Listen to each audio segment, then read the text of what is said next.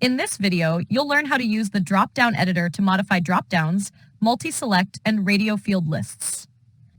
The Dropdown Editor is located on the Admin homepage in the Developer Tools panel.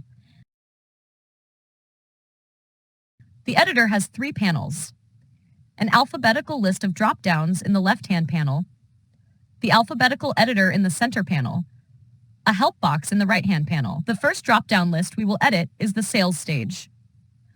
I prefer to use the left panel in alphabetical order as it's easier to locate the specific list I need.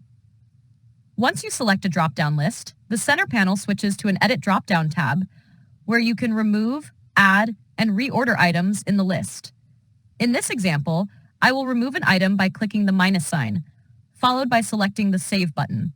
The pop-up message notifies you that removing an item from the drop-down list will leave any record using that item's value blank the next time it's viewed. Next, I'll edit the lead source list. I'll add two values to the lead source list: radio and billboard.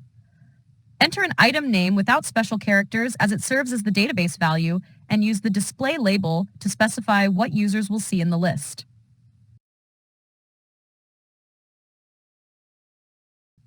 Additionally, I'll reorder the list by moving the Other option to the bottom.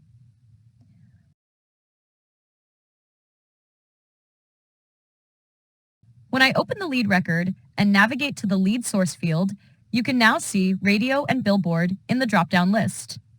Now you know how to modify a list in the drop-down editor. Thank you for watching.